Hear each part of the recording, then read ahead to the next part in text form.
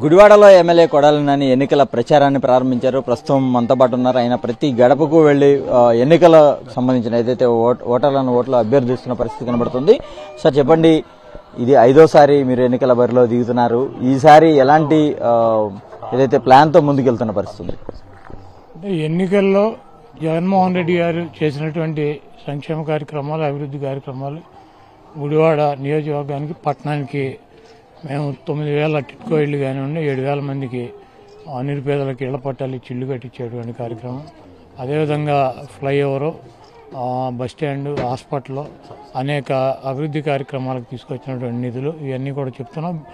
DBT scheme కింద ఇక్కడ ఉన్నటువంటి పేదలకి జగన్మోహన్ రెడ్డి గారు ఇచ్చినటువంటి సంక్షేమ కార్యక్రమాలు, మళ్ళీ జగన్మోహన్ రెడ్డి గారు ముఖ్యమంత్రి అయితే పిల్లలకి చదువుల్లో ఇంగ్లీష్ మీడియం కానీ, స్కూల్స్ని బాగు చేయడం కానీ, అదేవిధంగా వైద్యానికి పెట్టేటువంటి ఖర్చు ఇవన్నీ, అదేవిధంగా ఎన్నికల్లో జగన్మోహన్ రెడ్డి గారు మళ్ళీ గెలిస్తే ఈ పట్టణానికి, ఈ ప్రాంతానికి ఏ కార్యక్రమాలు, అభివృద్ధి కార్యక్రమాలు చేస్తాము, అదేవిధంగా ఏ రకమైనటువంటి ప్రజలకి ఆర్థికంగా మేలు చేకూరుస్తారన్నది వివరిస్తున్నాం.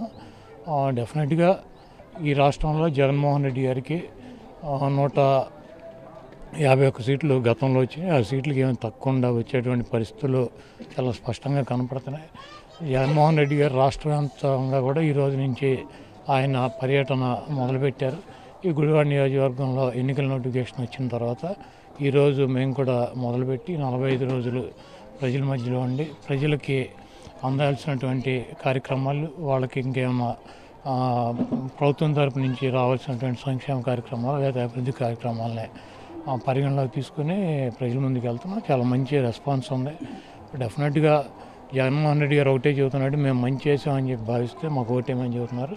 మేము కూడా అదే, ఈ ప్రాంతానికి మా ద్వారా మంచి జరుగుతుందని చెప్పి భావిస్తే మాకు కూడా ఓటేమని చెప్పి అడుగుతున్నాం. తప్పకుండా గుడివాడలో 5వ సారి నేను శాసనసభ్యుడిగా గెలుస్తాను. సరే, అంటే ఇప్పుడు ఇంకా ఎన్నికలు రాలేదు కానీ ఇప్పుడే కొడాలి నాని భయపడుతున్నారంటూ కూడా ప్రత్యర్థులు అంటున్నారు. ముఖ్యంగా ఇక్కడ మిమ్మల్ని ఓడించడానికి ఉమ్మడి కృష్ణా జిల్లాలో గుడివాడ అనేది చాలా టీడీపీ టార్గెట్గా పెట్టుకుంది. వాళ్ళకి ఎలాంటి సమాధానం చెప్పబోతున్నారు?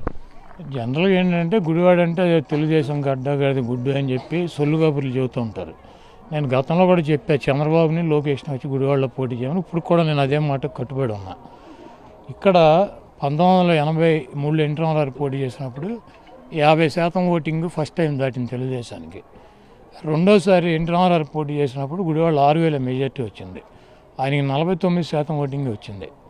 వస్తే ఆయన ఇక్కడి నుంచి వదిలేసి వెళ్ళిపోయారు. తర్వాత 89లో ఇక్కడ తెలుగుదేశం పార్టీ అభ్యర్థి ఓడిపోయాడు. అప్పుడు తెలుగుదేశం పార్టీకి 46.5% ఓటింగే వచ్చింది. తర్వాత 94లో ఎన్టీ రామారావు ప్రపంచం వీసినప్పుడు ఈ గుడివాడలో 52% ఓటింగ్ వచ్చింది 94లో. తర్వాత 99లో సోనాద్రి గారు అబ్బాయి రావి హరగోపాల్ పోటీ చేసినప్పుడు హరికృష్ణ గారు పోటీ చేశాడు, ఈశ్వర్ కుమార్ గారు ఇండిపెండెంట్గా పోటీ చేశాడు, కాంగ్రెస్ రెబల్గా 41% ఓటుతో గెలుపొందాడు. తర్వాత 2004లో మేము నానా సంఖ్య ఆగితే మాకు మళ్ళీ 51% వచ్చింది. తర్వాత 2009లో పీఆర్పీ వచ్చింది, కొత్త పార్టీ, ట్రయాంగిల్ ఫైట్లో 46% ఓటింగ్ వచ్చింది. ఆ తర్వాత నేను తెలుగుదేశం పార్టీ వదిలేసి వైసీపీలోకి వచ్చి 2014లో తెలుగుదేశం పార్టీకి గుడివాడ నియోజకవర్గం వచ్చినటువంటి ఓటు పర్సెంట్ 41.9.